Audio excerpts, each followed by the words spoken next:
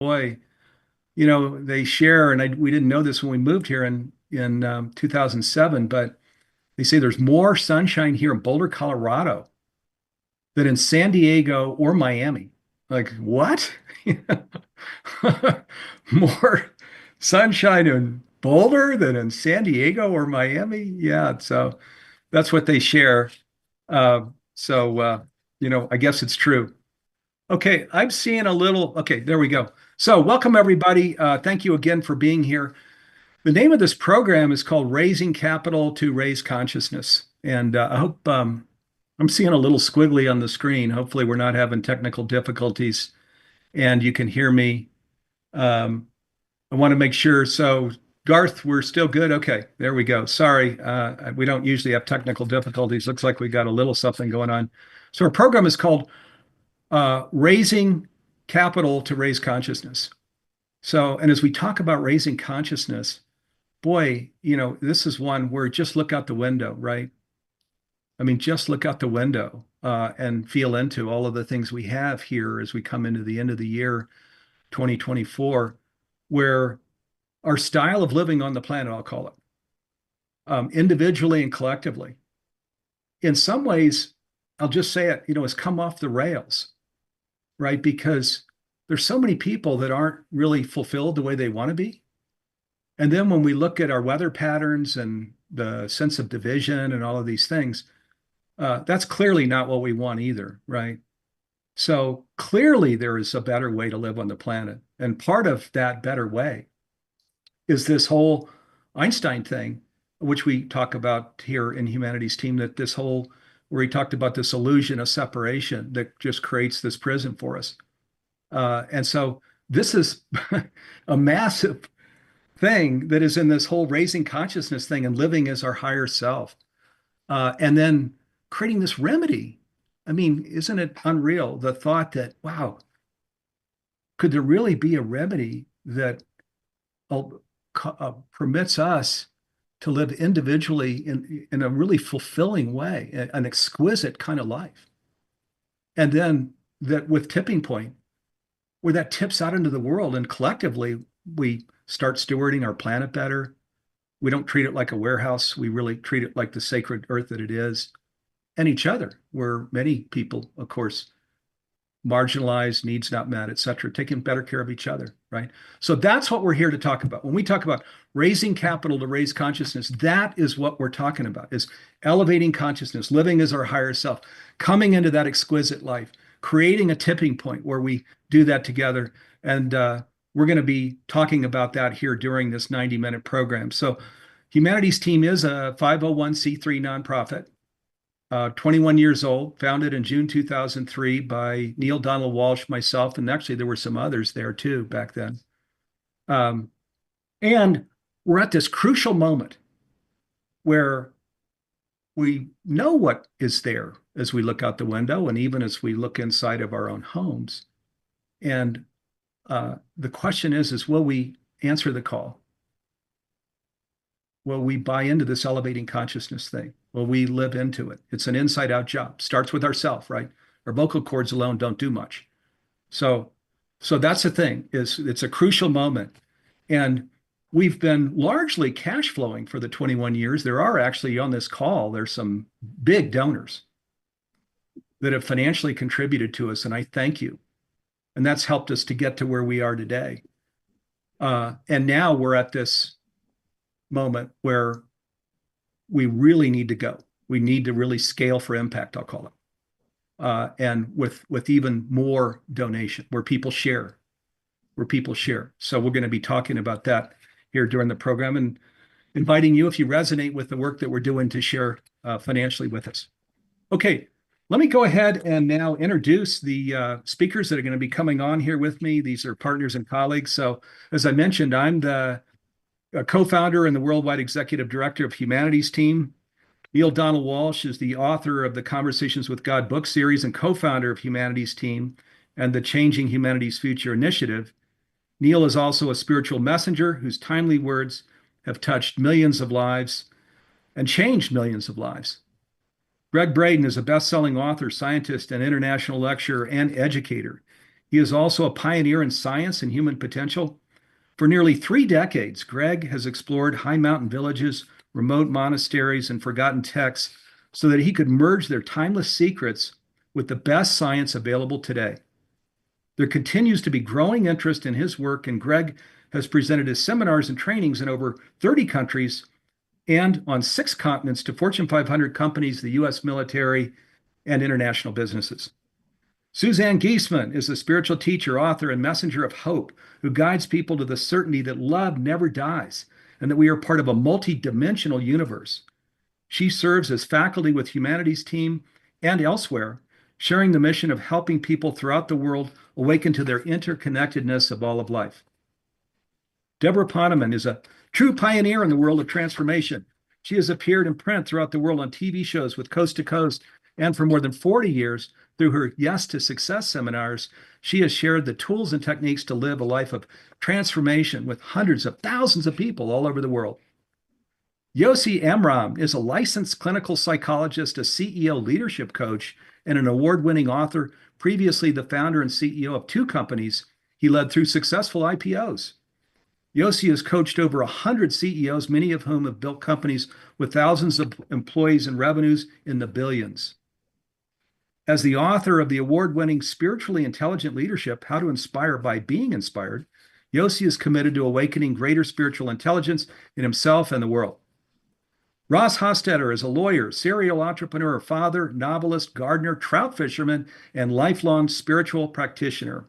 Over many decades, Ross has been exploring the creative power of love in this world, first as a mediator resolving over 3,000 lawsuits, as a committed partner in a 37-year relationship with his soul friend Mary, and now as counsel and friend to all manner of collective enterprises working to heal suffering, regenerate the earth, and raise human consciousness.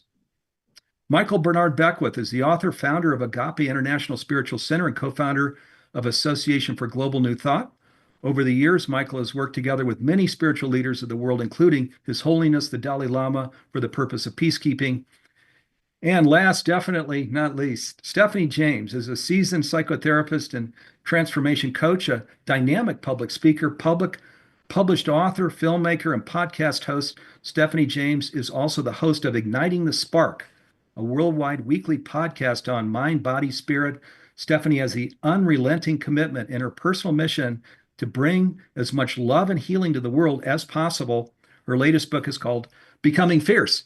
So that's the lineup here. We're going to now hear from these esteemed friends and speakers, and we're going to go right to Suzanne Giesemann. Welcome, Suzanne. Thank you, Steve. Hi, everybody. Really pleased to see how many showed up for this important event today.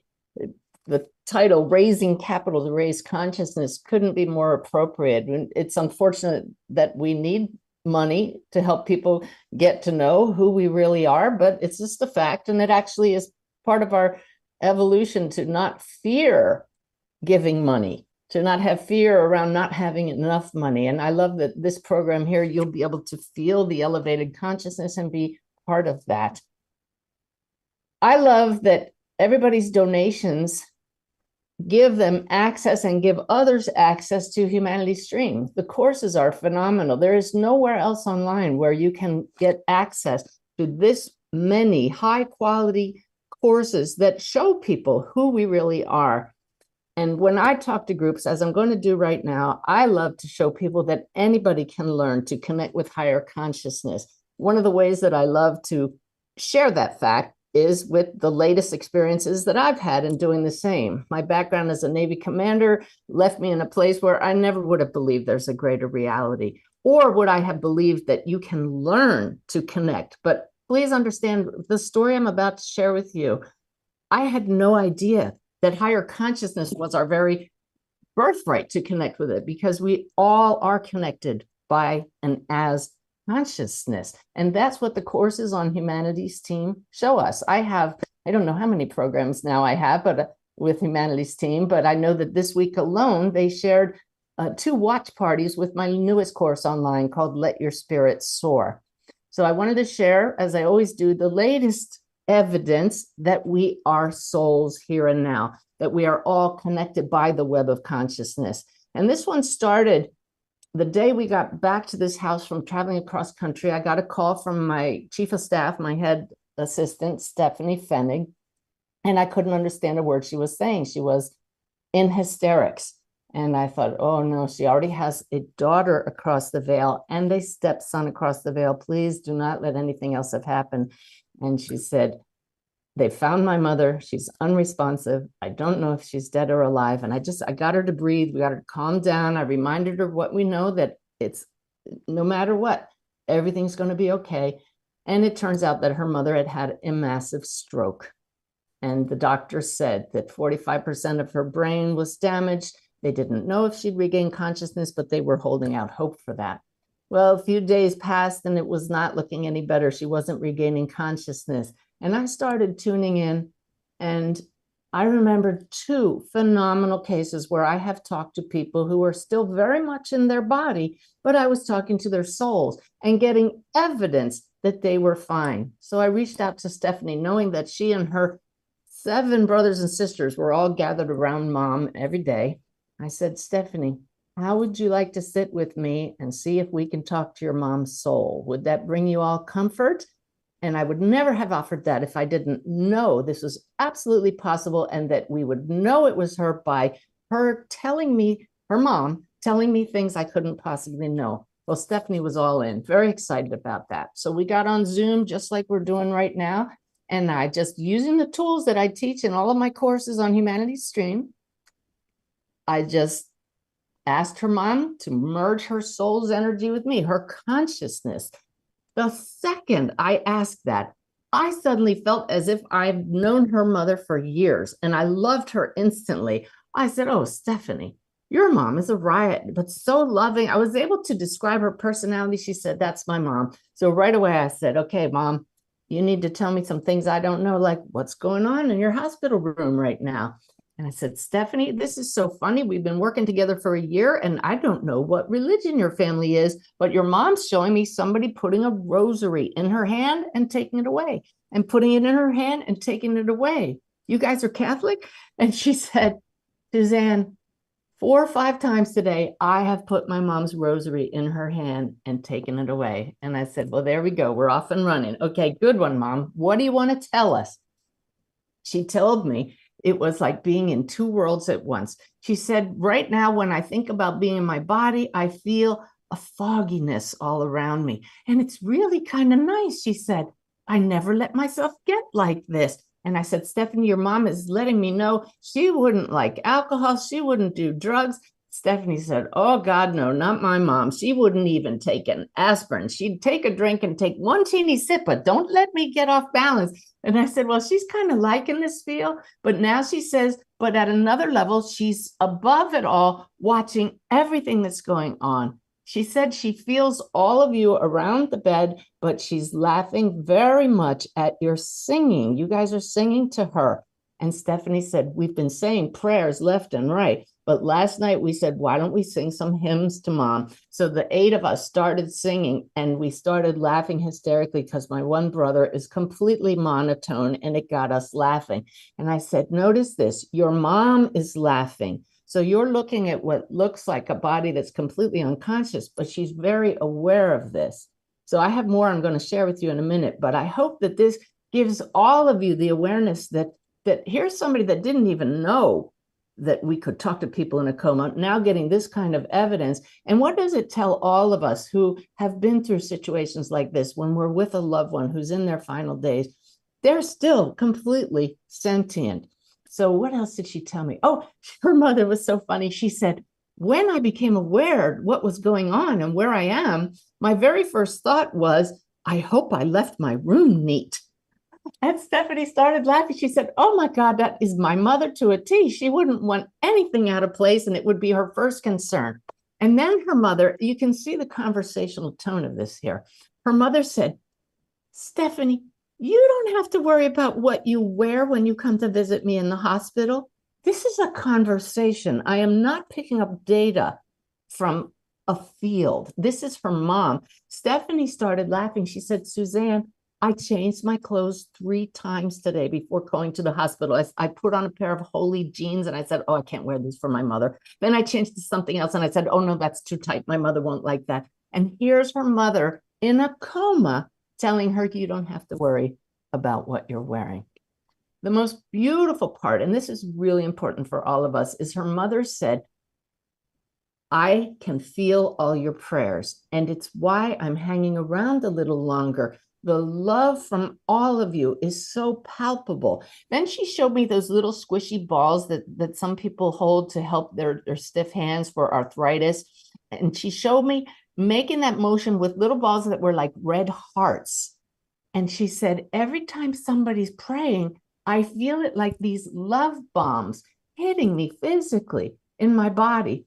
And Stephanie said she actually has 2 of those in her independent living room. So more evidence, but a beautiful message about the power of prayer, that when we get outside of the body, prayers actually send that love and we feel it palpably. So I said, tell me some more about what's going on in the hospital room, more evidence. We want everybody to know that you're really okay. She said, well, the nurses are wonderful. They're all women except for one male nurse who's Hispanic. Absolutely true. She said, I'm pretty comfortable, but my left arm is a little sore. Stephanie said the IV is in her left arm, and Stephanie was trying to extend her mom's arm for her that day. And then one final thing, I said, you must have brought a blanket from home. Her mom said she was appreciating that, but it was a little warm. And she showed me people taking the blanket off, putting it on, off and on, off and on. And Stephanie said, I can't believe this, Suzanne. You're blowing my mind. That's exactly what we've been doing all day with a blanket from home. So, wow.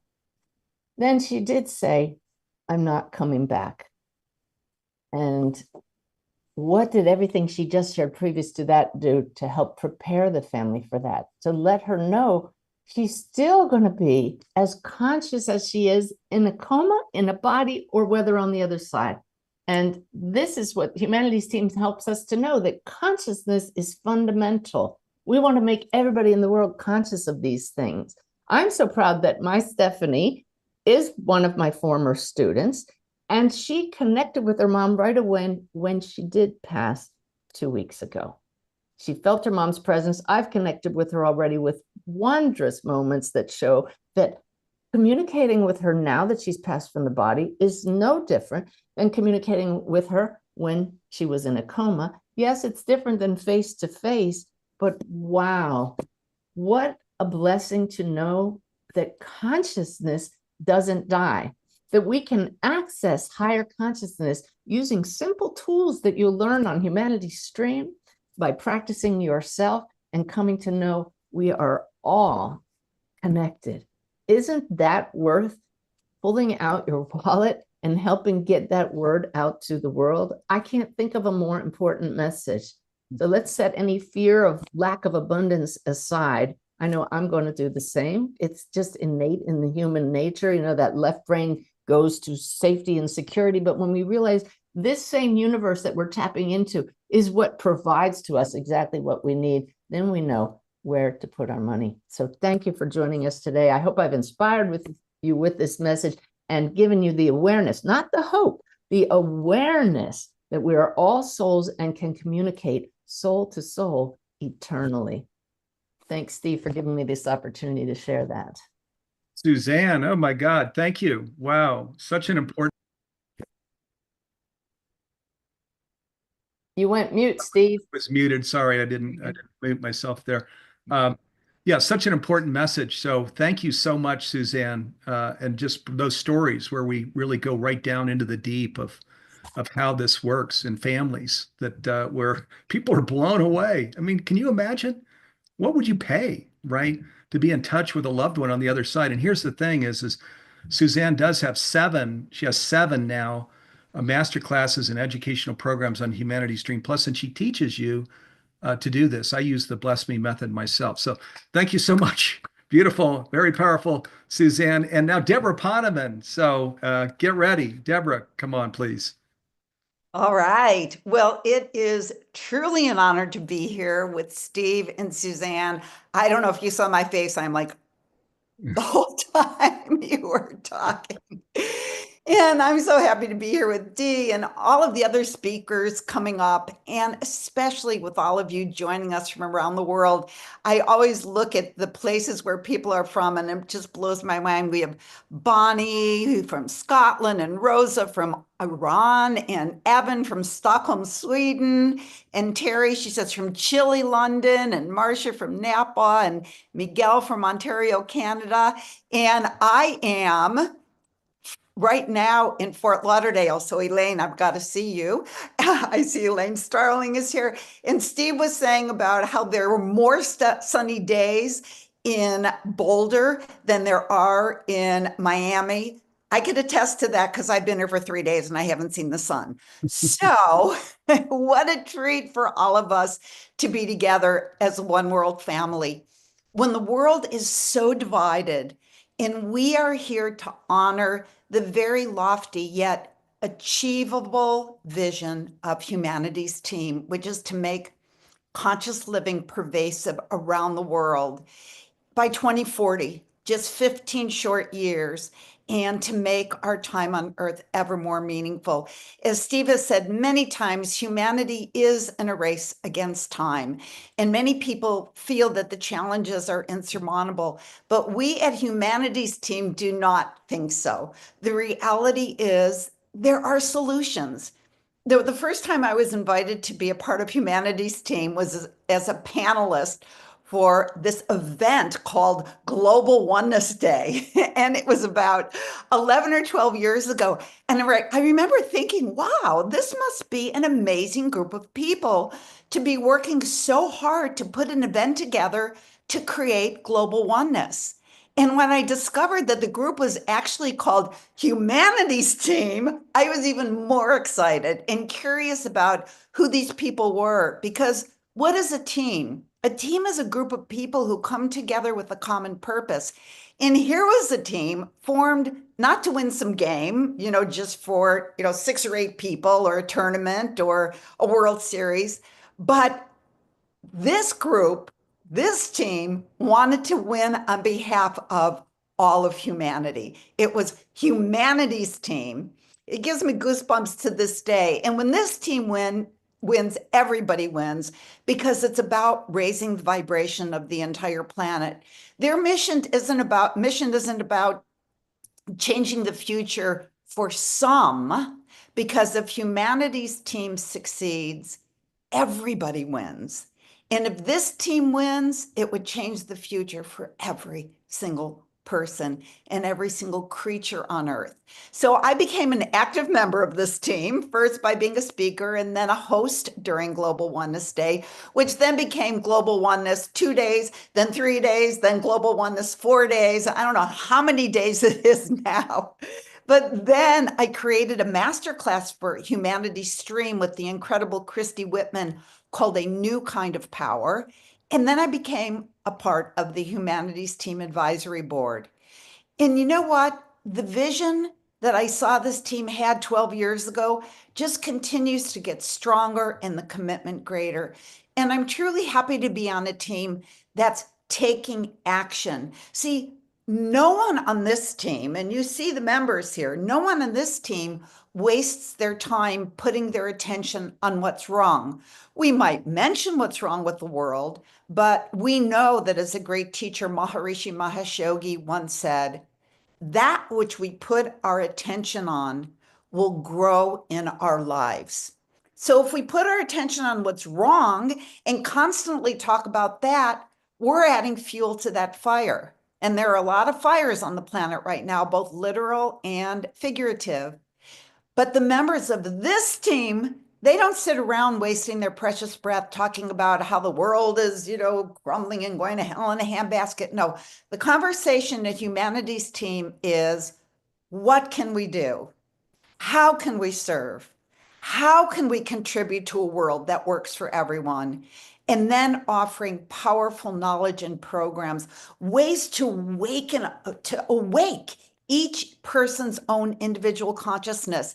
And as more and more people become awake, one day there will be enough awake people that there will be a state change on the planet, like when water starts to boil. A moment will happen as Steve says, even if you look out the window and it doesn't seem that way, we at Humanities Team believe that a moment is going to happen when all of humanity will wake up and recognize that, as Steve and Neil often say, we are all one.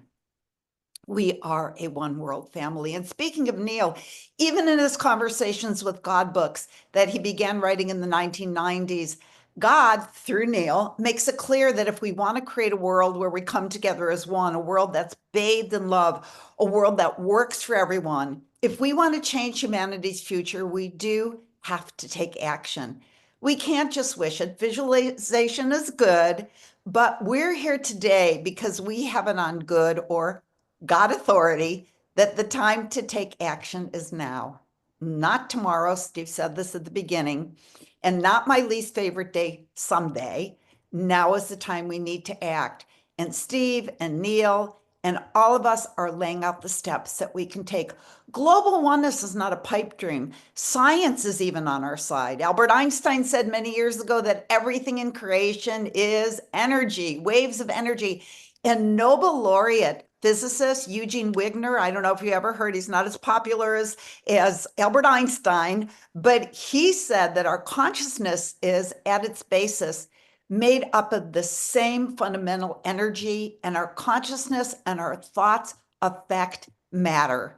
So when our consciousness vibrates with peace and love and coherence and oneness, or with joy or excitement about new ideas, it creates ripples of a high vibration throughout the underlying unbounded field of consciousness. I know there are some fabulous Humanities Streams programs all about this, and it does affect the entire world and the consciousness of others. Humanities Team provides us with wisdom from dozens and dozens of the world's greatest transformational teachers all in one place that not only spark in us the desire to adopt behaviors to raise our consciousness, behaviors like gratitude and intentioning. We learned that from Lynn McTaggart, who is part of Humanities Stream, and behaviors like meditating, and there are Humanities Streams program about the breath and chanting and drumming and doing yoga, and also how to increase our financial prosperity and our success. And most of all, we need, and we learn this from Humanities Stream, to be voices for conscious living. And as fantastic as it may seem, cutting edge research published in highly reputable peer-reviewed journals, that research has repeatedly shown that when a sufficiently large group of people comes together, like today, so you worry, you wonder, what can you do for the world? You're doing something for the world right now just by being together. And especially during Global Oneness Week or Humanities Team's masterclasses, when that sufficiently large group of people has a collective experience of being uplifted, of being happy, of being positive, of feeling peace, it does produce a measurable shift in the collective consciousness of the world.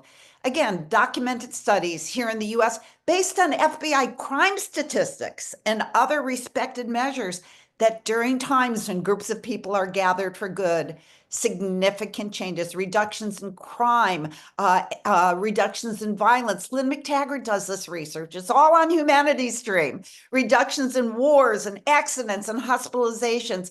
It's the critical mass that we've heard Steve and Neil talk about. And all of this has taken place, and increases in peace and wellness and mental and physical well-being, even increase in the stock market when people come together. There's nothing that coming together doesn't influence in a positive manner. And in fact, this is one of the most thoroughly researched phenomenons in documented phenomenons in social science.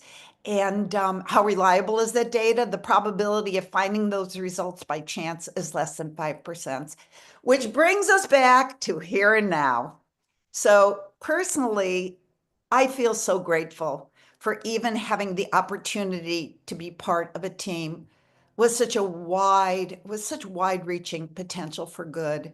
Being a part of Humanities Team is a gift you can give to yourself.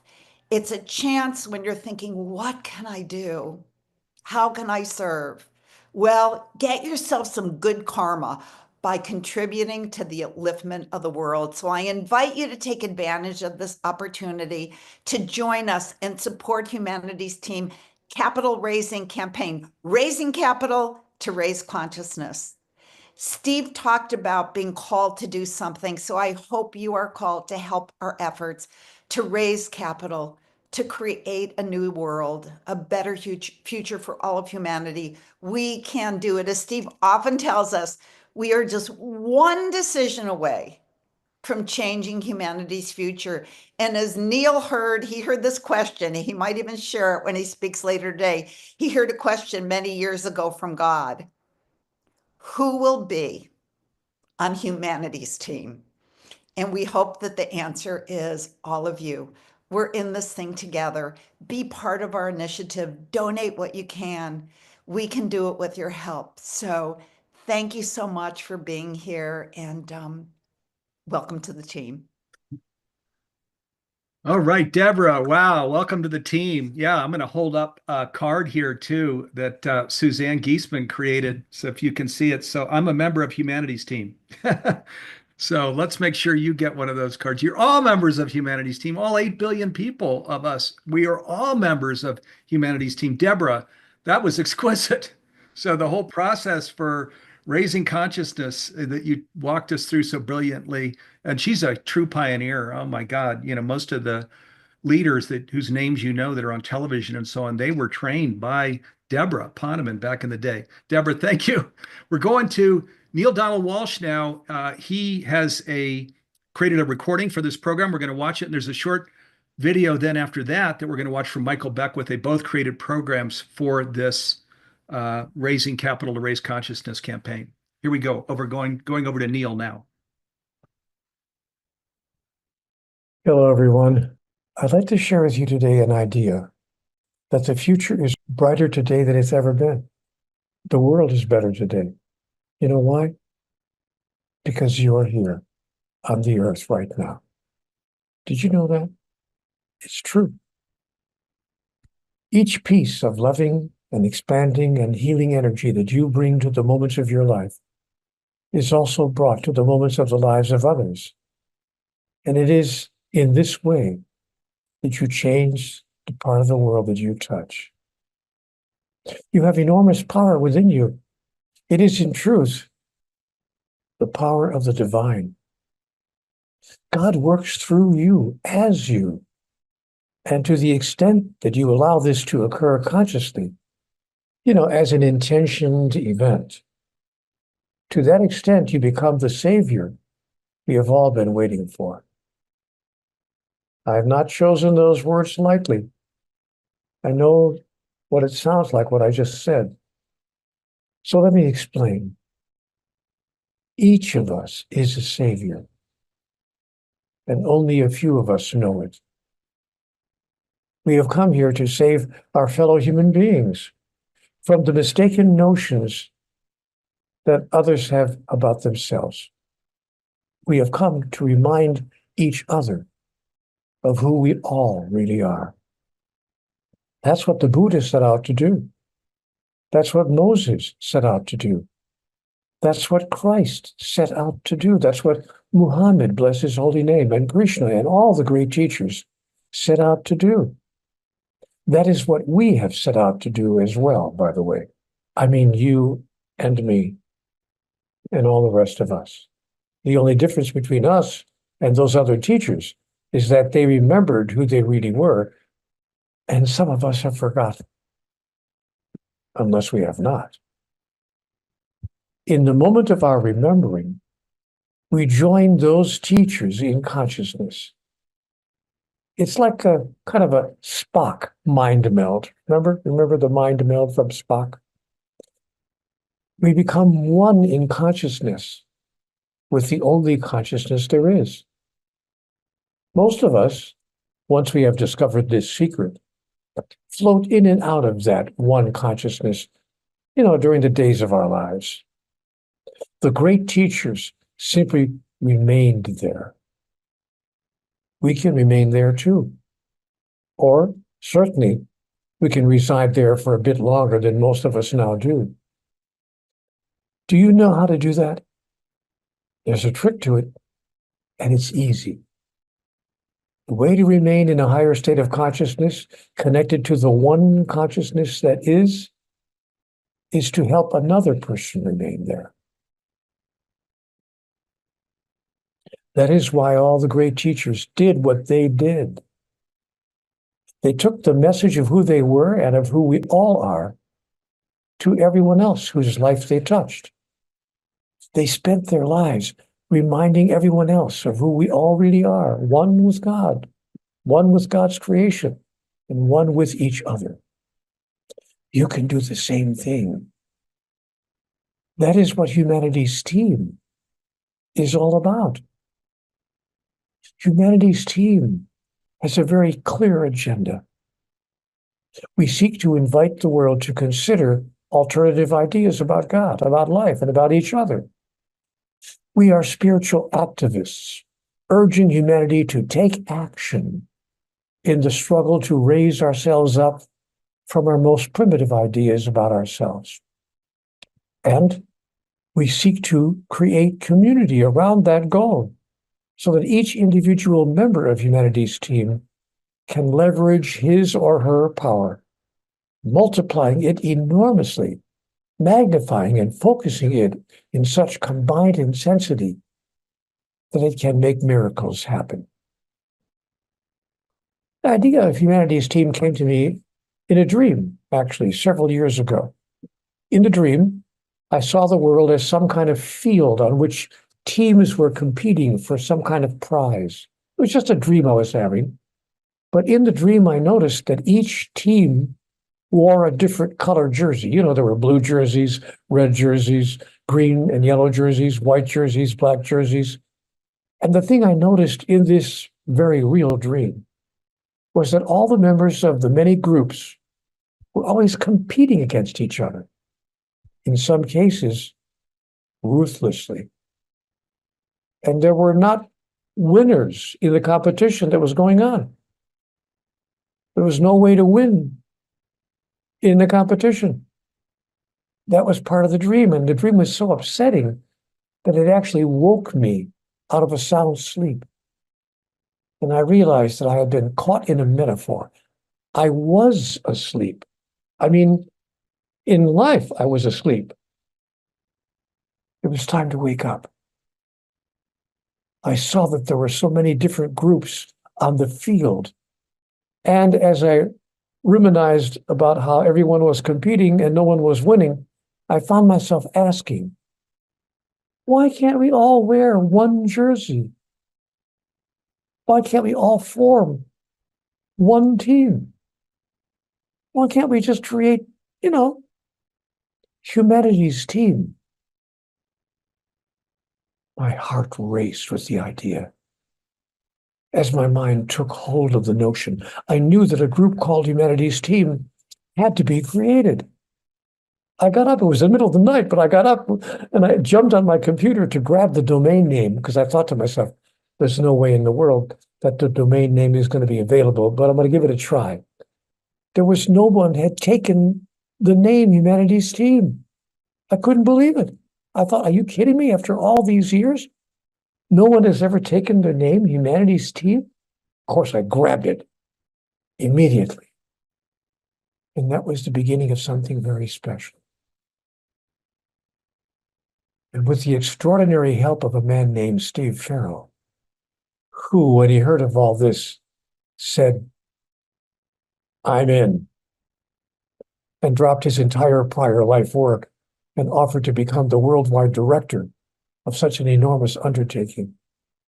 With the help of that very special man, Steve Farrell, and with the wondrous help of all of you, a dream that has lived in the heart of all of us has become a reality. And each day, the mission of Humanity's Team to create a world where everyone is on the same team moves closer to being realized. I'm convinced that Humanity's Team, so long as we have members like you, can change our world. We won't accomplish this within a few weeks or even a few months, but if we are steadfast in our goals, clear in our purpose, and united in our efforts, we cannot fail. I'm so grateful to all of you for what you are doing, for the way in which you've chosen to move through your life, to make this worldwide movement, humanity's team, meaningful in the lives of other people elsewhere. One of the challenges of our world today, as the newspaper columnist Jimmy Breslin wrote once a few years ago, has been that, and I'm quoting Mr. Breslin, the civil are not organized, and the organized are not civil. But with the creation of humanity's team, and with your personal empowerment of it, that is no longer true. So God bless you for what you are doing to help us to seek a newer world. God bless you. Dreamers turned into doers for every ounce of energy you've committed to this breathtaking joint effort to reach that goal. I commend you and I thank you. You have answered the question, who will be on humanity's team? And your decision to say me is making a huge difference. Planetary awakening, conscious evolution. You know what that is? That's pace. And what we are about in this program and programs such as this, the humanities teams, is picking up the pace, quickening that which is trying to happen on planet Earth right now. A great planetary awakening, a great conscious evolution. And so these particular practices and these particular modules, these particular offerings are about each of us picking up the pace and coming into a level of coherence with the frequency of the Earth, who has gone to another level of vibration and frequency as the planet has been awakening for some time now. We want to consciously evolve. And so we're inviting you to pick up the pace. We're inviting you to be a pace setter. We're inviting you to come into planetary awakening and conscious evolution. And you'll find that you won't feel cut adrift or alone. There won't be an existential dread of not being. You'll start to come in harmony with what is trying to emerge on this planet at this time in human history. But instead of being a bystander, you'll be a participant. You did not come to planet Earth to be a bystander, to be a looky-loo. You came to participate, to pick up the pace, so that you can say, I arrived, I heard the call, I answered, and my life and the frequency of my life through conscious evolution left a vibrational legacy. That's why you're here. Come pick up the pace with us, even now.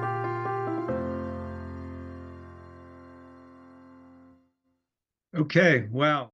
Hello, everyone.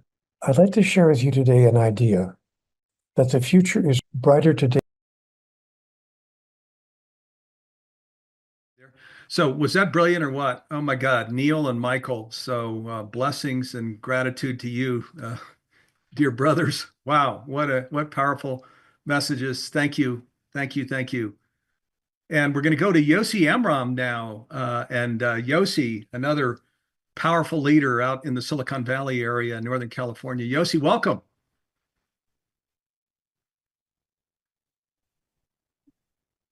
Thank you. Thank you, Steve. I'm honored. I'm touched.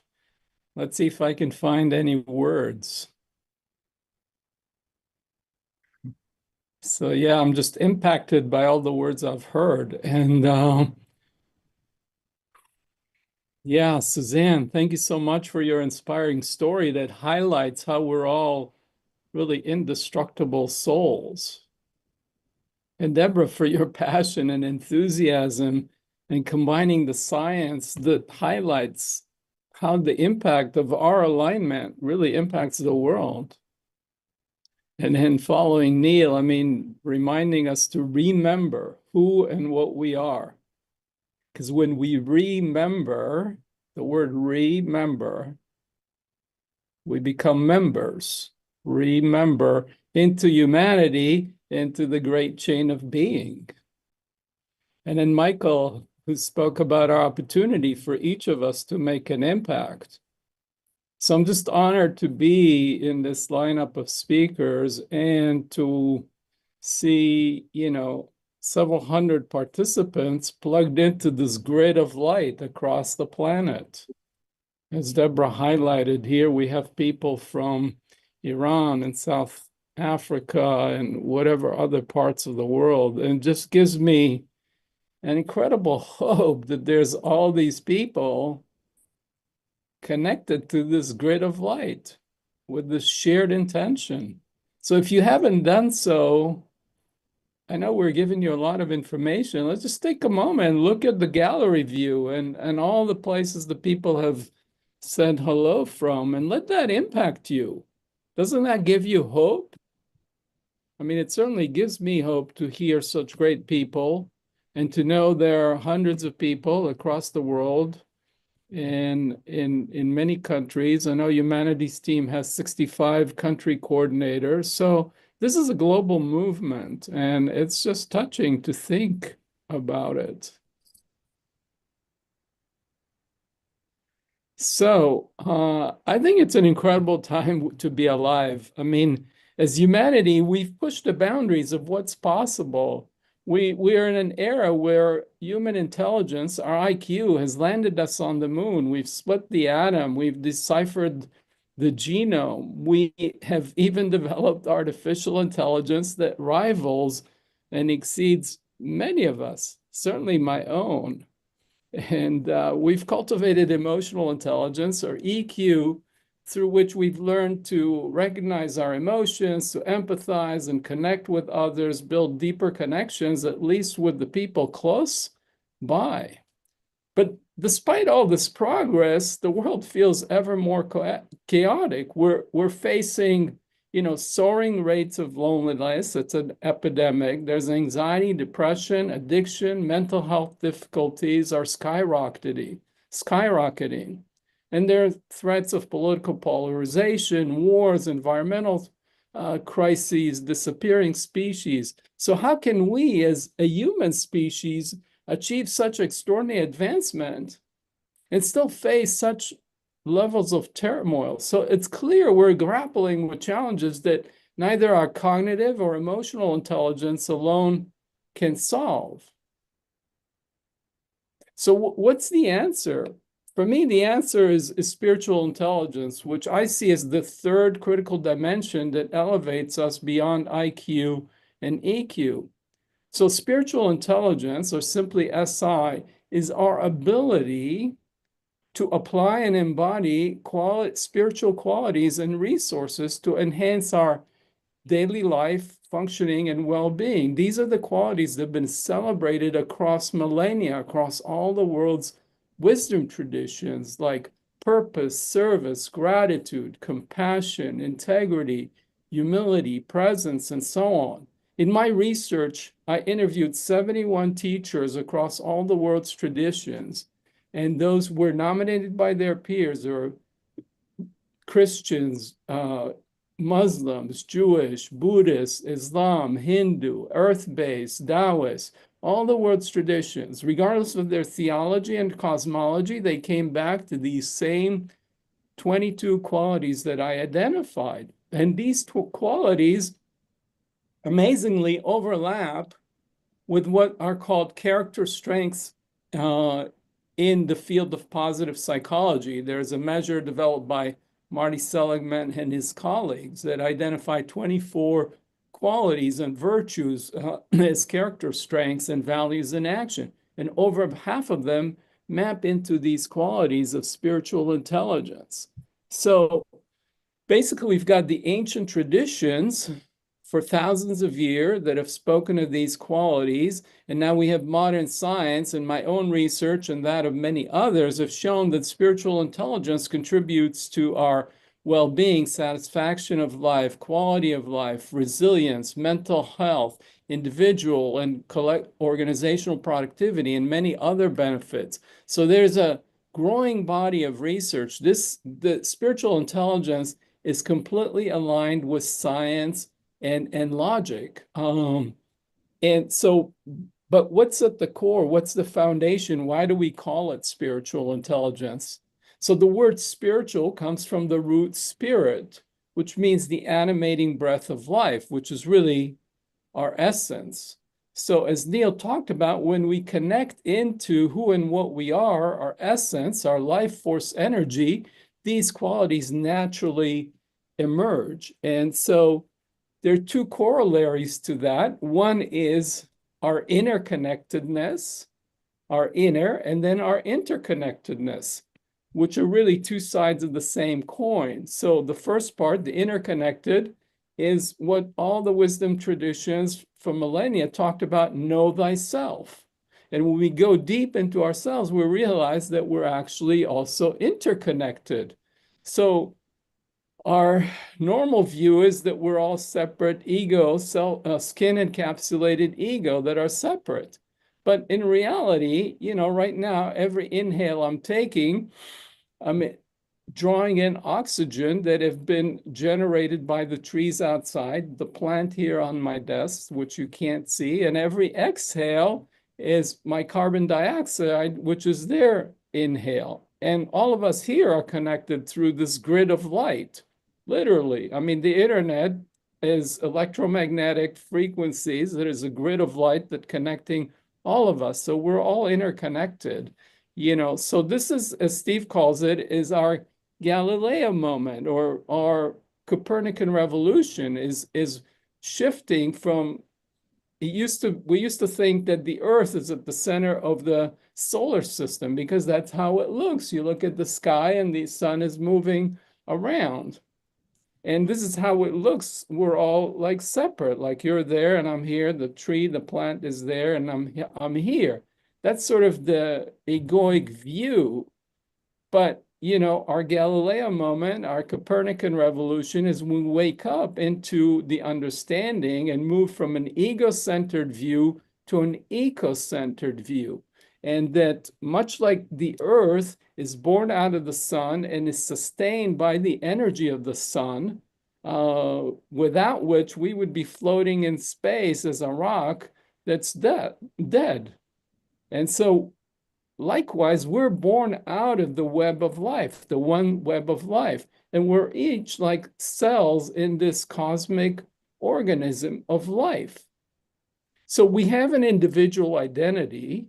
Yes, we are one, but we're also an individual.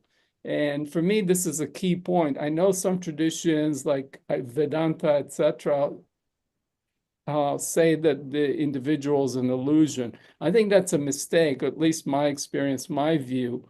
Just like in the human body, each cell has its own identity, but they're all born out of the same DNA, stem cell at the essence. All of us in essence share the same divine blueprint, this divine image. We're all created in the image and likeness of God, if you will. But we're all cells. So every cell in the body then differentiates and specializes and plays a role, whether it's in the heart or the kidney or the thyroid or whatever. So it has to keep care of its integrity and its wholeness, but it also has to fulfill its role, because unless the whole organism is functioning well and healthy, ultimately the cell is also going to be sick and ultimately die. So it is with us. We have our individual identity. We have to take care of our wholeness, and we have to find our unique role, our unique contribution, our unique purpose, our calling to contribute to the whole. And we each have that. We each have been given this gift of life, and we are here to serve. And that's our greatest fulfillment and privilege and joy. So Anyway, I can go on and on. I have a course on awakening spiritual intelligence on the platform, if for any of you are interested. But I'm here today because in this journey that we're all talking about, I think Humanities Team is doing an amazingly important thing. And as Steve and Neil talked about, they founded this thing over 21 years ago. It's been a bootstrap operation, and we're touching millions of people. So I can think of no better organization to invest my time and my dollars behind that has the greatest ROI for all of us individually, for our own individual healing and growth, and then for the healing of the planet and humanity as a whole. So I hope you'll join me in both with your time and with your pocketbook in supporting this incredible privilege to be a part of. Yossi, thank you. Thank you, brother. Boy, I'm giving you a massive hug here. Thank Okay, you. I'll take it and share one back. Yossi, oh, just such a brilliant guy. Do check out his Spiritual Intelligence Masterclass on the Humanities Stream Plus platform. You'll see a campaign coming here in the new year, but go get it. It's there now. And thank you. That was excellent. This whole Copernican revolution, Galileo moment, yes, and so much more that you covered. Thank you, Yossi. Thank you, Steve. Thank you all. Okay, and now the brilliant Stephanie James, who's one of our own. Stephanie, over to you. Thank you, Steve. What a joy to be here with all of you. It is such a treat. And I have to share with you just a little story about becoming a part of Humanities Team, because I think I'm one of the newer members, as far as it was only a little over a year ago when I had the privilege of meeting Steve Farrell. He was a guest on my podcast, Igniting the Spark. And we had this amazing heart connection just right away. And through our conversation before and after the interview, he learned that I had a film and he welcomed that film onto the platform. He said, this film sounds like such a fit. And it's when sparks ignite. And it literally, the message is about how the difficult and challenging times we face can then become a match point that ignites something within us that becomes our gift to the world. With the message truly on the front of the film poster, it says, your period healing period matters, period. And so to me, that's also this extended message of your period consciousness period matters, period. Because as we heal, as we raise our consciousness, then we are contributing, we are clearing out that conduit for more love, more healing, more joy to come through us to the rest of the world. And each one of us are these essential golden threads in the tapestry of humanity. We all matter. Like Yoshi was referring to, each one of us are one of those incredible cells of the trillions of cells that we have within and that we also have here in the body of humanity. So as I joined Humanities Team, I have to tell you, this team lives what it promotes. I instantly felt and have, this last year has been such a gift in my life. I have felt such a part of a true family and have felt so connected and loved and supported by this team. And I know that same love and caring and support comes through in the platform that's presented here for all of you. And that's what's so exciting about being a part of this team and knowing that it just touches so many lives worldwide and that you can be a part of that as well. I don't think anyone's mentioned yet, one of the beautiful things that this foundation is set up is that when anyone gets a membership, a free membership is donated to someone who can't afford it, because that's the commitment that this team has to really spreading these messages of consciousness. The other piece is, as a psychotherapist, I feel like oftentimes I'm talking to people about how much it matters what we are putting in. If we use the analogy that I'm a computer, what do I want to download today? We could download a virus, we could focus on the negativity in the world, Or what we could choose is to focus on that content that raises our vibration, that increases our awareness and expands our sense of consciousness. And so I was thinking, my goodness, what do I want to download in my computer? I want to download the Humanities Stream platform, because there's so many programs through that expand us, heart, mind, body, and soul. And another story just to share with you, when I also had the joy and privilege of interviewing Neil Donald Walsh, I had this extraordinary experience with both of these heads of humanities team. And when I interviewed Neil, this has been about 9 months ago, we began having a private conversation and could not get to the interview. We could not get to the recording because we were literally in that heart resonant, heart connected space. And he had asked me, we were really actually sharing some personal and beautiful stories. And he had asked me, well, Stephanie, why did you move back to Fort Collins, Colorado? And I had shared with him it was around my grandfather, who was 103 at the time and wanting to be near family. And somehow we got into this conversation where I shared with him a story that was one of my first really huge openings into consciousness and knowing that consciousness doesn't end here. And I wanted to share it with you because I think it's so poignant. So this happened a little over 30 years ago. And my 4-year-old daughter at the time had wandered into, actually, I have to say, I was taking a bubble bath. I had been in the tub and I was on the phone with my mother. Now, the message that my mother had given me on the phone was not a good one. What she shared with me is that my Aunt Gwen, who had been struggling with breast cancer, had gone in for some exploratory surgery, and they had found out that the cancer had spread through her entire being and that they were giving her about 3 months to live. So as my little daughter wandered into the bathroom, I was in the tub crying. And I always have to stop at this point and tell you, my daughter's name is Acacia. And Acacia is actually the Greek word for immortality. Unbeknownst to me, she was going to be my teacher of what our immortal souls really are about. And when little Acacia wandered in, she said, "Mommy, why are you crying?" And I said, "Oh, sweetheart," I said, "Mommy just doesn't want anyone to die." And little Acacia, in all her wisdom, said, "Well, Mommy, we never die."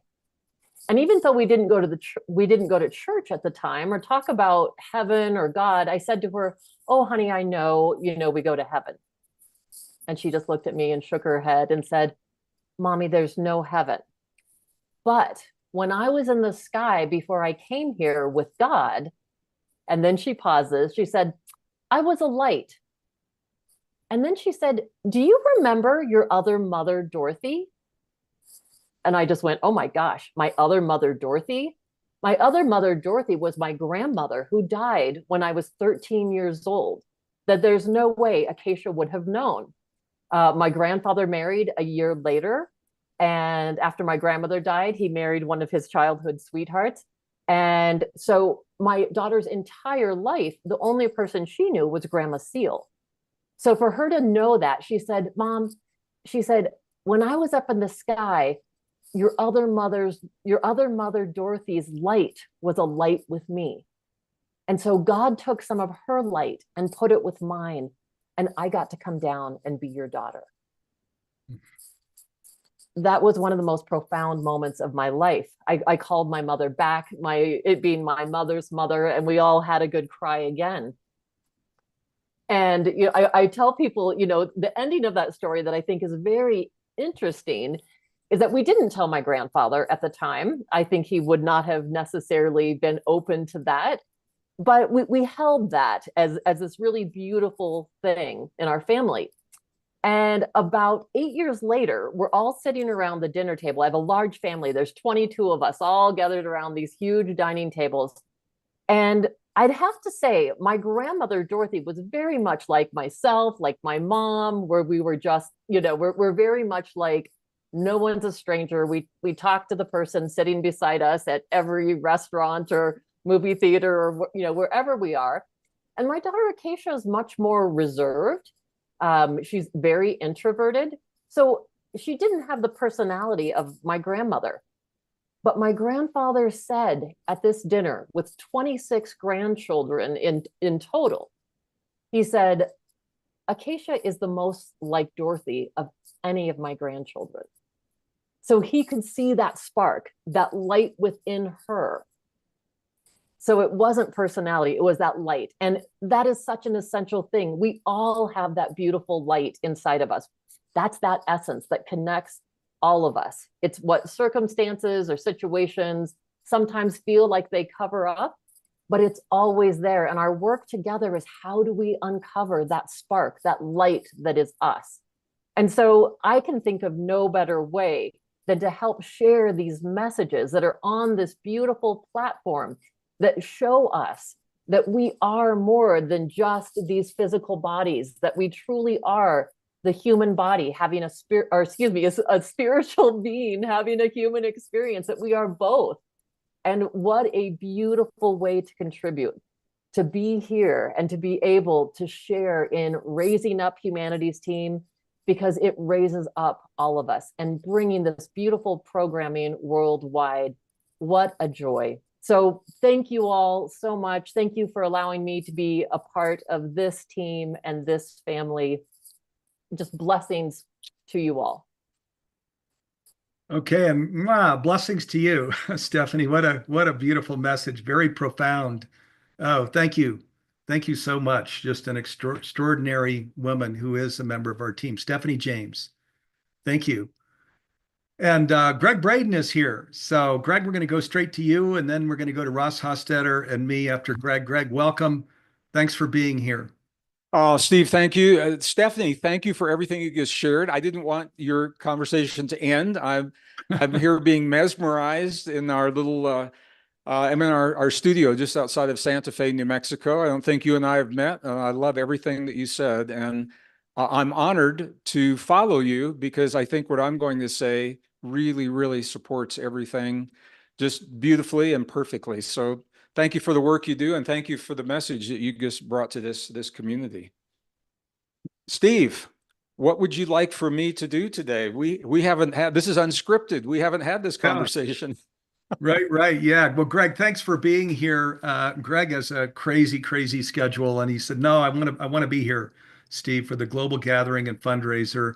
And Greg, as you know, has all of these master classes, 4 right now, on Humanity Stream Plus, and working on a new one. We won't divulge what that's about. That's coming in the coming year.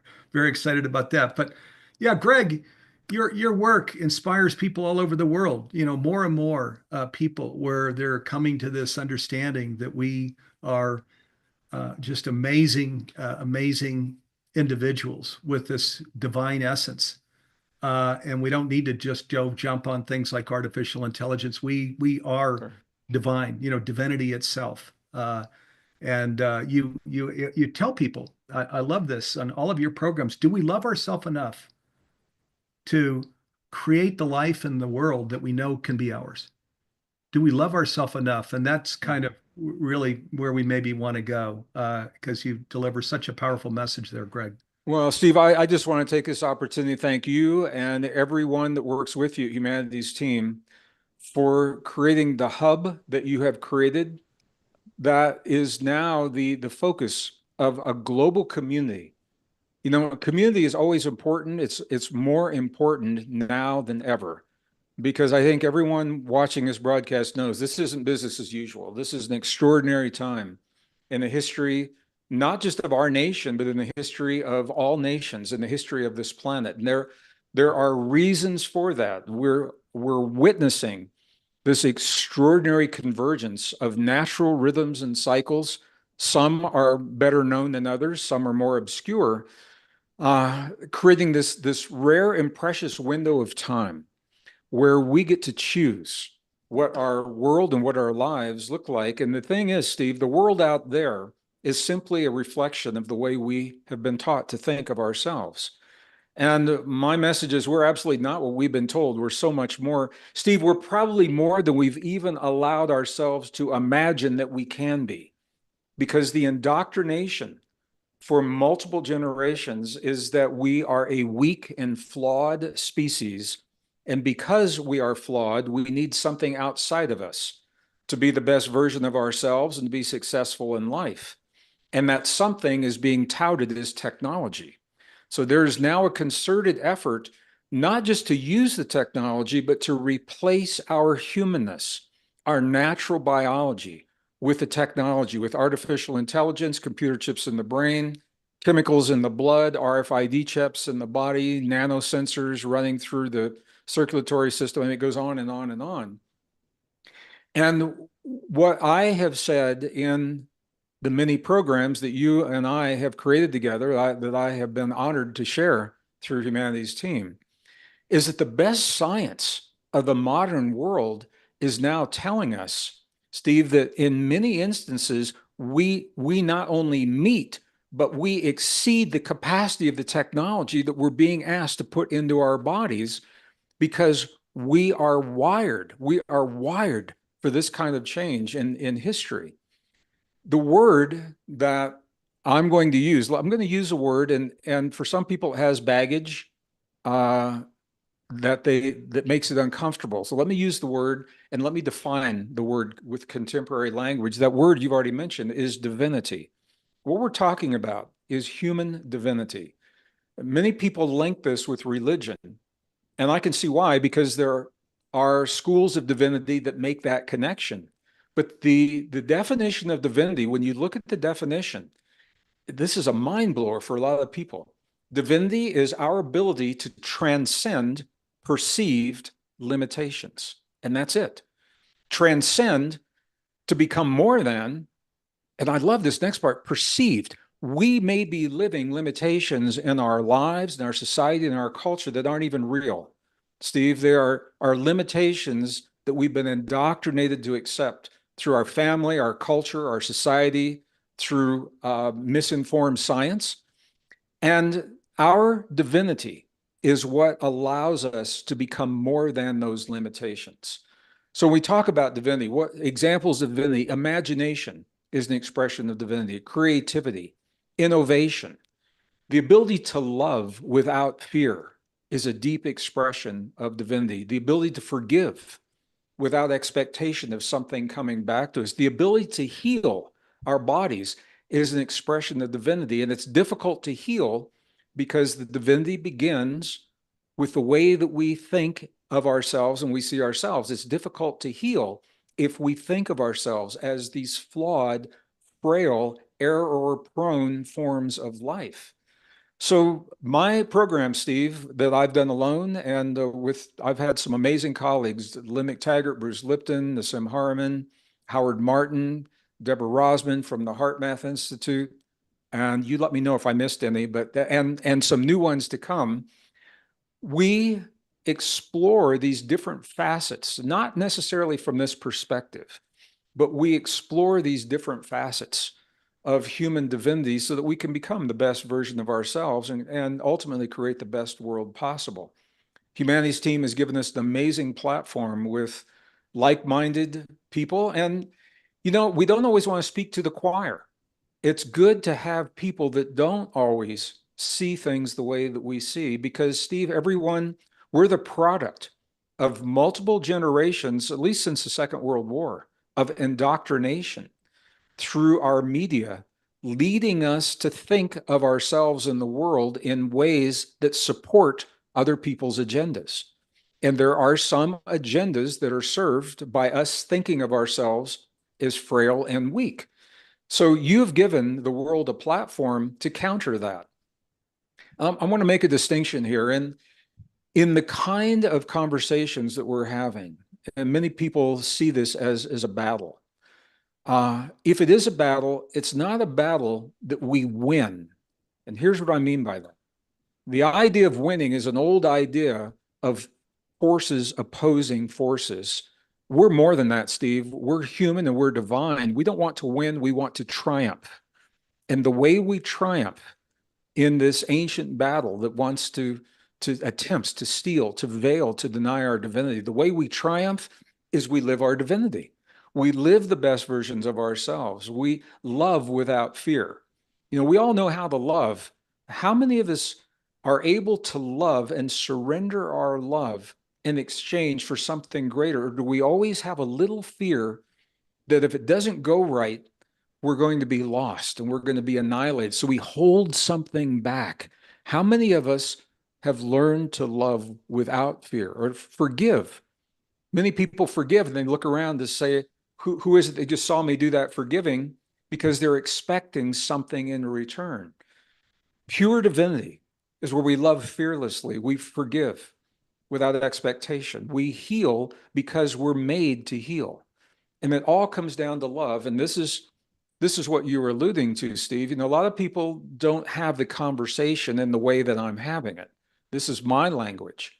And there are other words and other ways of approaching this topic. But the bottom line for me is simply this: do we love ourselves enough to accept the gift and the responsibility of our humanness and our human divinity? And it's not a question that you can answer with words. The answer comes from the way we live our lives, how we treat other people, and the way that we speak to them, and how we allow them to speak to us, and how we nourish our bodies. These are all expressions, deep expressions of human divinity. And this is where we are in the world right now. There's a concerted effort to replace our biology with machines and technology. What that means is there's a concerted effort to deny our divinity. If you don't have your body, you cannot access your divinity.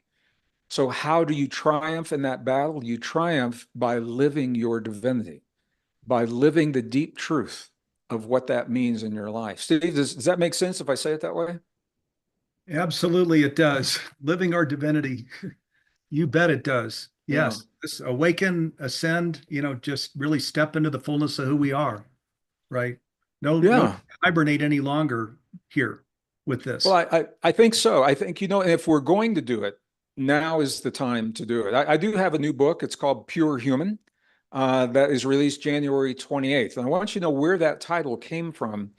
The best minds of our time, the best scientific expertise is telling us right now that unless we change our thinking and unless we change our trajectory, that we are the last generation of pure humans that this world will ever know. By the year 2030, when you talk to someone in the supermarket or on the street, you'll be talking to some hybrid, some amalgamation of biology and technology into the body. So, Steve, it's interesting. We've always had the ability to change the world around us, sometimes in good ways, sometimes in not so good ways. We've clear-cut forests and hunted bison to extinction, but we've done some really good things as well. We planted forests and we've created beauty in this world. But for the first time in the history of humankind, the science says we appeared mysteriously on this planet 200,000 years ago. They still don't know precisely how we have come to be as we are. And we talk about that in some of our courses. But for the first time in the 200,000 year history, that's only 10,000 generations of humans. We haven't been here all that long. But for the first time, we have the technology not only to change the world around us, but to change the world within us. And there is a cadre of philosophers and scientists that believe this is the next step in our evolution. I'm pushing back on that. It is a form of evolution. It is not natural evolution. It's an artificial evolution that denies us our humanness because it engineers away our most cherished human expressions, things like emotion. There are scientists that say emotion is one of our flaws, that emotion clouds our ability to think clearly and make good decisions and logic. I cherish our emotion. I wouldn't want to live in a world where we didn't have our emotions. Can we handle them better? Absolutely. And we're learning about that. But this is a gift. It was given to us 200,000 years ago. When science goes back and they say, okay, how did we appear? What happened, Steve? It wasn't slowly, gradually over a long period of time. There are very specific mutations in the human genome. For example, chromosome number 2. that gives us the neocortex that allows empathy, sympathy, compassion, the self-regulation. We're the only form of life that can consciously self-regulate our own immune system at will, on demand, when we choose, and create resilience to change, to create super memory, super learning, super cognition, all those things at will, on demand. No other form of life can do that. And it's because of chromosome 2. Chromosome 7. I'm a musician when I'm not doing what I'm doing now. And as a musician, I've always been fascinated. Chimpanzees share 98% of our DNA. I mean, only 2% of the DNA separates us from a chimpanzee. So I've always wondered, if we share so much DNA, why can't chimpanzees sing? And I did a lot of research. You will never see a chimpanzee sing Led Zeppelin's Stairway to Heaven. You won't. And if anybody does, shoot me a text. I want to know about it. But it won't happen. And you say, well, why is that? And the reason is because there was this little switch of genes in chromosome number 7 that happened only to us, no other primates. This chromosome had been stable for 175 million years, and all of a sudden, there's a little shift that connected our tongue with our jaw and a part of our brain, so that we can have complex speech, and then so we can sing. And it's no accident. It happened exactly 200,000 years ago. It happened at the same time. Chromosome 2 was the result of a fusion of pre-existing chromosomes. That's when we appeared on Earth. I'm a scientist. I'm a degreed Earth scientist. I went to school right there at CSU up in Fort Collins.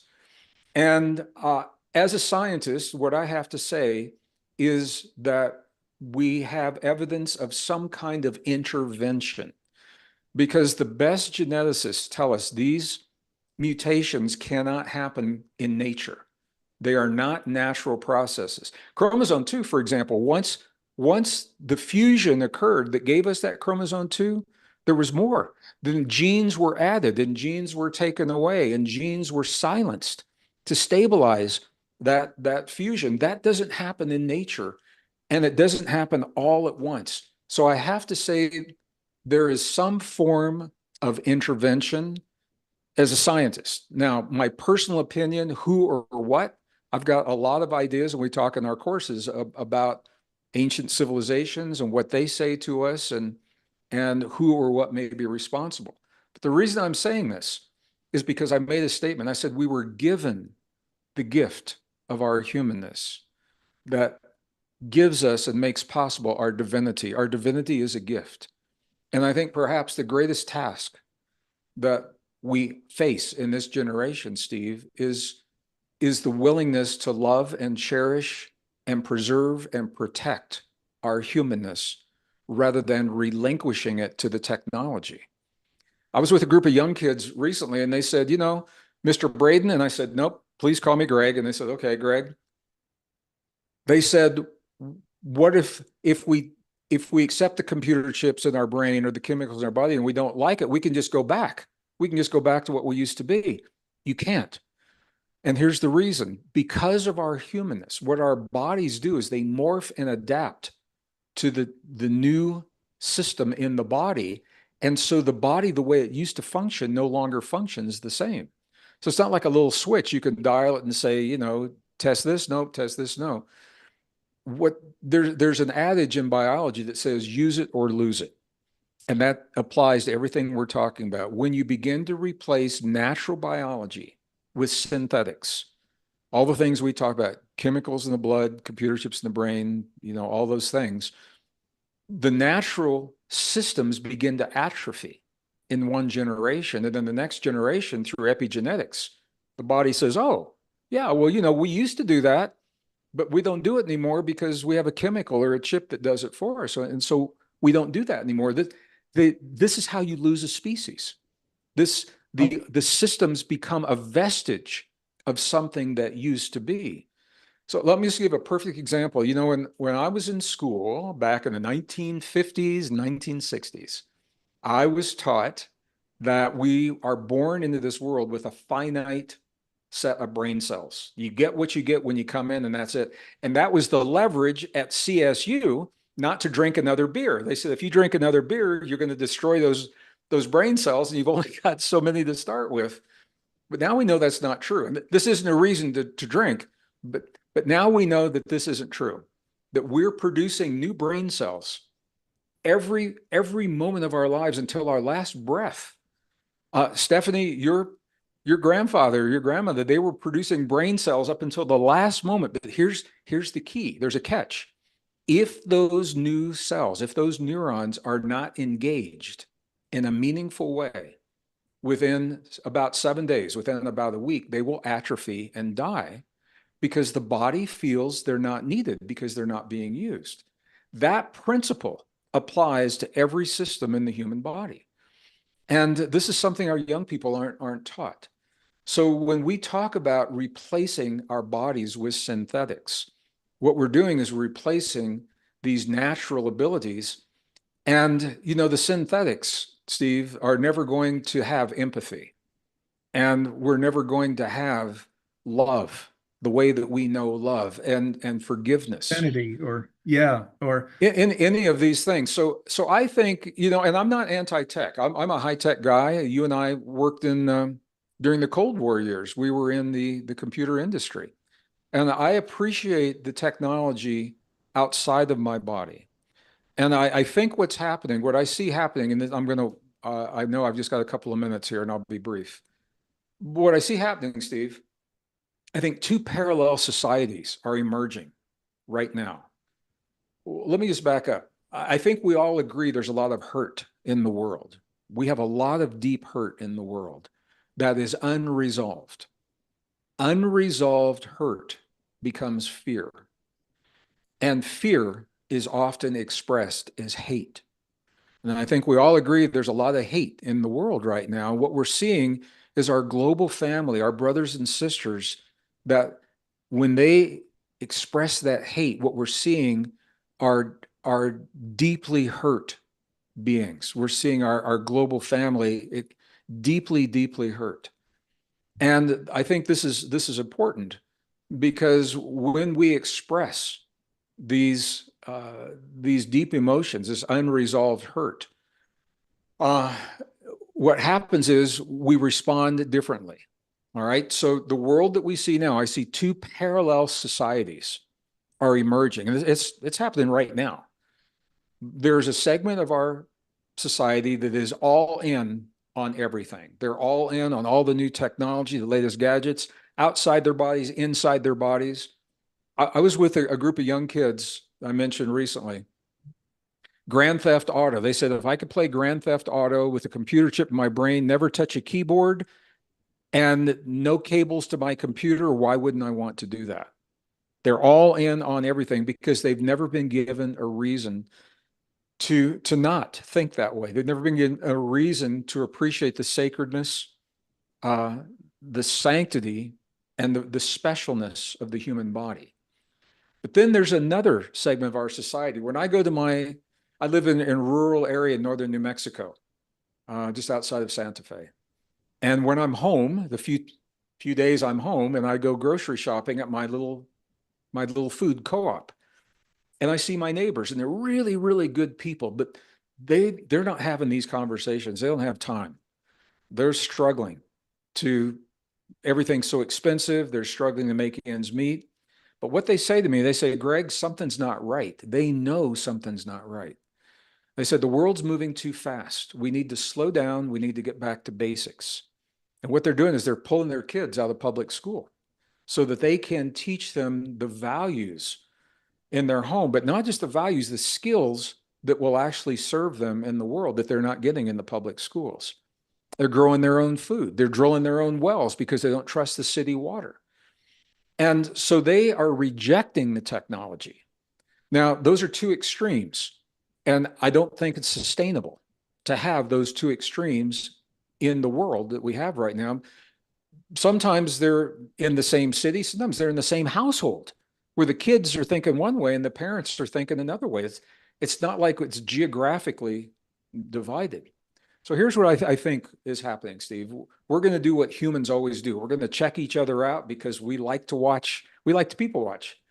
And we're going to check each other out. We're going to say, whose lives are better? Who is healthier?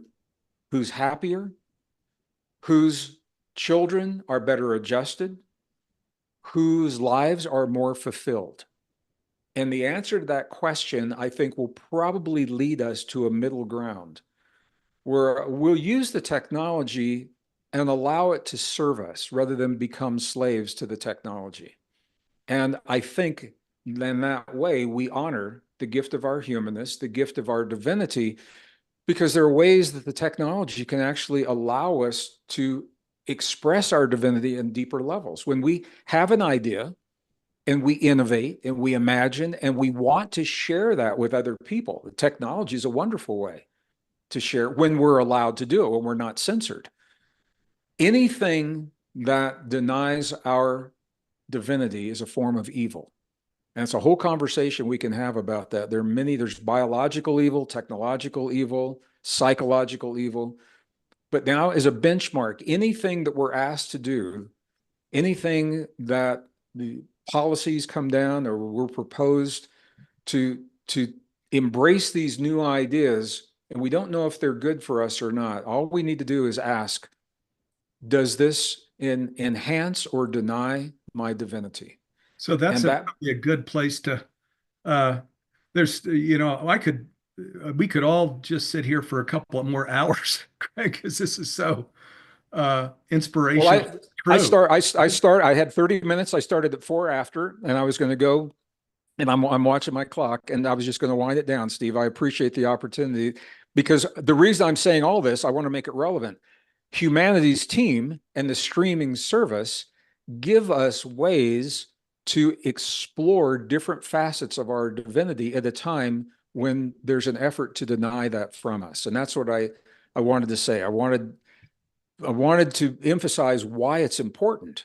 It's more than a philosophic concept. This is life and the way we live our life. And I think where our spiritual development comes from, Steve, is living the truth of our divinity, sometimes in a world that may not always support our divinity. And you have become a powerful tool that is available to everybody on the planet. And I appreciate you, your team. It would be easier for you not to do what you're doing. And so I really appreciate your vision and your dedication, your perseverance. And now, my brother, you're my friend. I appreciate your love and friendship, and I'm going to stop right there. Yeah, no, thank you. And this is why Greg has created 4 masterclasses that go into the science of this whole, of our humanness, of divinity, of these choices that we're making, where we look at technology. And again, there's a brand new program coming in the coming year. And one of the things you bring in here too, Greg, which is so important, which is a part of this program, is that we are in a race against time. If we want to pass a beautiful planet to our kids and future generations, our time to act is now. Yeah. Raising consciousness, these messages that you're talking about, and you bring the science of it, is why you're such an important friend and colleague and partner and faculty member, because you're bringing in the science that says, look, this is it's not just what we want or what we visualize or what we want to gift humanity. There's a science that supports the truth of this, of oneness, and divinity and so much more. So I can't thank you enough, Greg, for making the time to come in here and share with us live during this program, not just a recorded thing, but a live program. Thank you. Steve, thank you so much. I'm off to another interview, and I want to say happy holiday to everyone. I love you all. I love you all. Even if I don't know you, I love you all. And Steve, I love you and the team. I look forward to our next. All right. Take good care. Love you back, Greg. Yeah. Thank you so much. Thanks. Bye-bye. Can't thank you enough, really. My joy, Steve. Okay. And so we have Ross Hostetter here. And then I'm going to share. I know we're going over a little bit.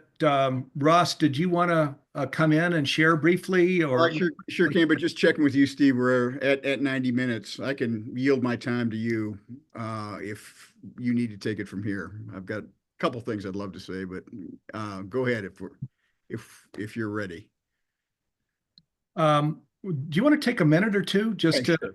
yeah, just Yeah, take a, so I just have been inspired by everyone here on the call, and I think that as you've heard the speakers, you can feel the sort of energy that is in the humanities team community, the sort of teachings that we have, the things that we're thinking about.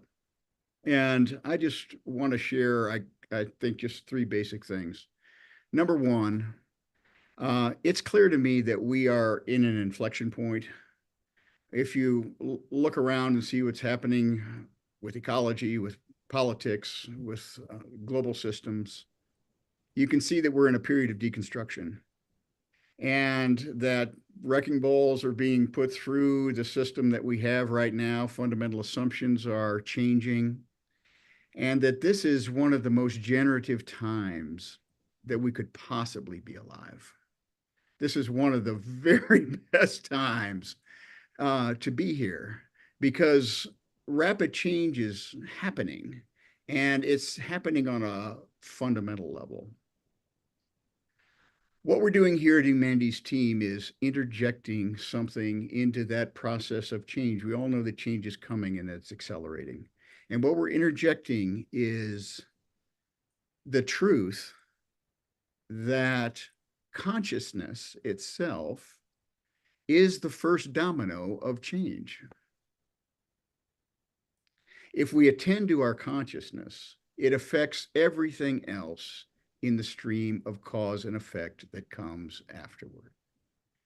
So if we can wake up to who we actually are and our multidimensionality, which has been talked about on this call, if we can clean up all of our thoughts and systems and programmings, which folks have talked about, and if we could begin to show up then in the world in a way that has the education and the evolution and involution of our own consciousness as foremost, things are going to change on a fundamental level. Right now, you can go through and get a college degree and not have a single course on your own consciousness. You can go to law school and become a lawyer, you can become a doctor, you can become the president of the United States and not do any kind of consciousness work at all. And so that creates an unconscious system where we don't really realize or are aware of how we occur, the energy field that we are bringing in, the thoughts that we're bringing into the world, the values that we're bringing into the world affect everything and everybody. So what Humanities Team is devoted to doing is to bring that consciousness education onto the menu, to get it onto the menu on a global stage. So I'm going to close my 3 points with this, is just to think about this organization as an individual, as a leader. We've just gone through an election cycle in the United States. I just read in the Wall Street Journal, we spent $3.5 billion to elect our leader, donations coming in. What Humanities Team could do with that would be unbelievable. It would be world changing what the organization can do with that. It's still a relatively small organization with about 30 staff, but with a huge reach. It'll have 1 million reach of pretty much everything that it does within 2025. And huge plans to be able to affect the world, to go out into every continent of the world and 65 countries of the world and building points of light there through our country coordinators, to put Global Oneness Day on the United Nations agenda. We're going to do that this year. We're going to do that. And we're going to build a streaming service so that hundreds of thousands of people can have access to it.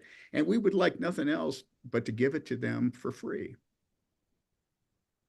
So this is a nonprofit, and I'll just say this: when I joined this little community, this person, it's clean. It's a good person.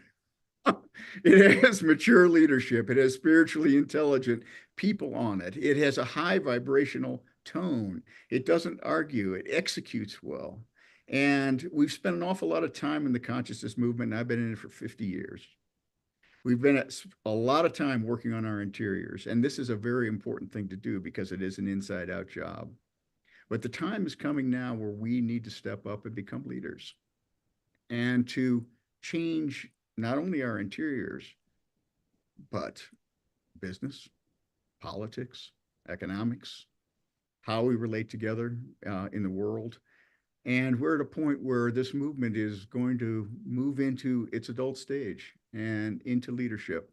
And I can't think of a better organization to lead it than Humanity's Team. And so Steve will be asking you for help. I want to ask you for help. We are entrepreneurs, right, Steve? We're used to taking people's money and returning it to them tenfold and creating stuff that we promise that we're going to create, and we will create it. Well, our promises are going to be good. So I just want to thank you, Steve, and I appreciate being your friend and being on the call. Thank you, Ross. Thank you, brother. That was very moving. And yeah, thank you. Ross is incredible. I want to share. Okay, Ross is an example, but Stephanie, who you've heard from, and other Humanities Team leaders, 80% of Humanities Team of our team members are not paid at all. 20% of the team is paid a very small salary.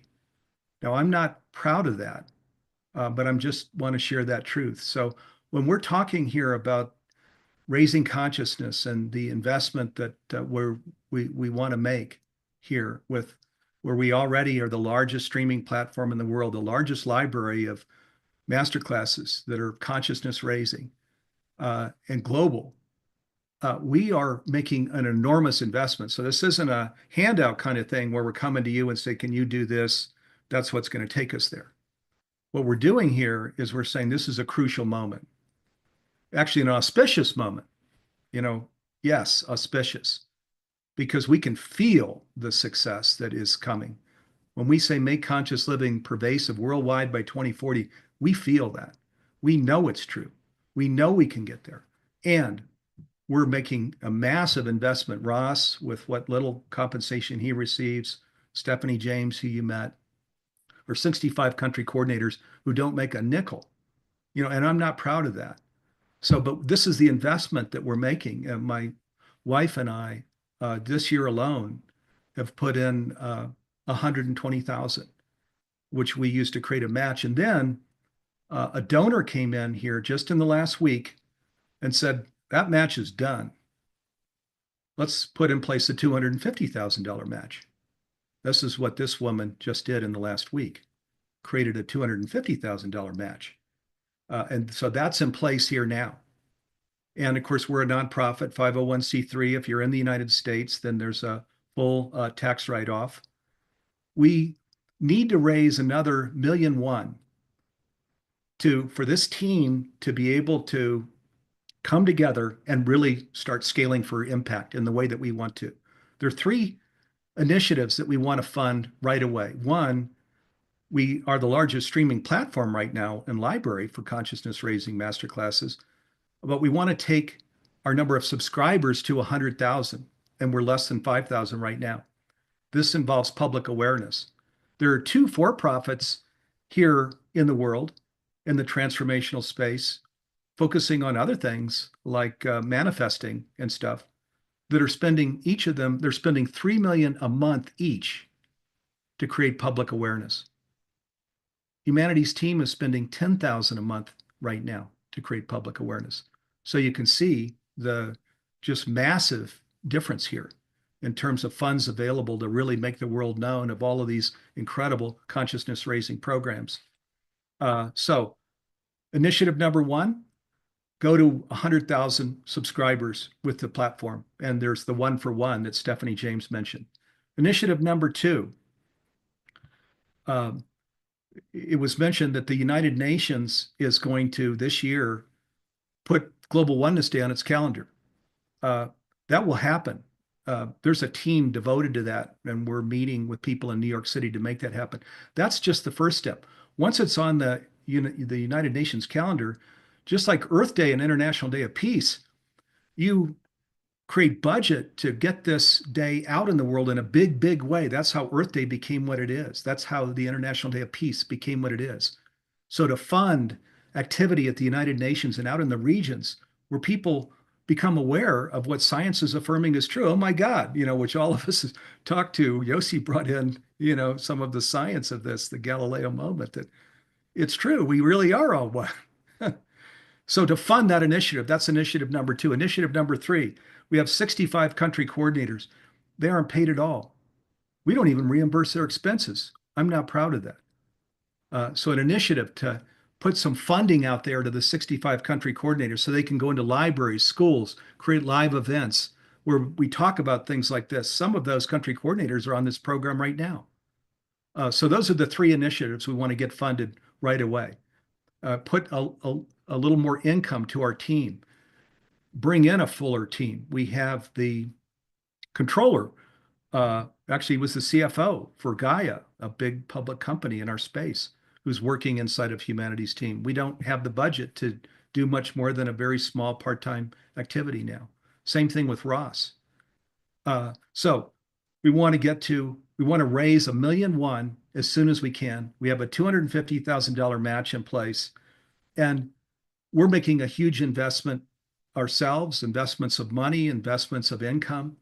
And so what we're inviting you to do, if you resonate with this, if you believe what we're saying, which is that there's a first domino, there's actually a source to this whole problem that's individual and collective, which we've all been talking about, putting our own words around, putting science around, that says actually, we're cells in this larger body, right? That's what elevating consciousness is, and living into our higher and bigger self.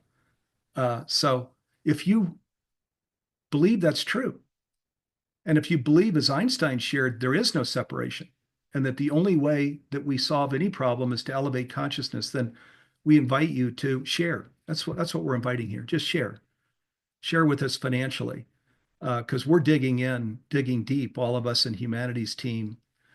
Just an unreal donor that just stepped in with this $250,000 match, and there's donors on this call that maybe aren't at that level, but they've brought very substantial checks to the table to support this work, and just invite you to see that this is crucial now, that it's our time to scale for impact, that as we look out the window, we know it can be different, and in our homes too.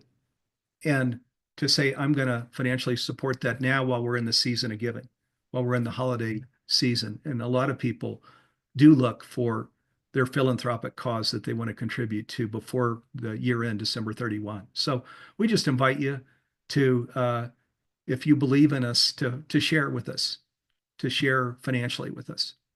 Okay, and I want to thank you all so much for coming in here to this program. I know we've gone over by about 17 minutes, but wow, we've got speakers like this, like who would want to cut them short?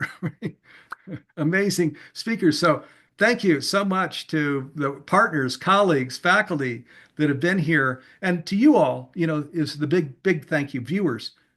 Thank you for making the time, for hanging in there, for being here to the end, where we're sharing of our good work and where we're inviting your partnership by donating to Humanities team. So huge thank you. Mwah! Love to all of you, and love and peace and blessings. And hey, let's partner. Let's do this. Let's make this auspicious moment real, right? And then pass a beautiful planet to our kids and future generations. That's what it's all about. A lot of us have had great lives. If things didn't work out, we're okay.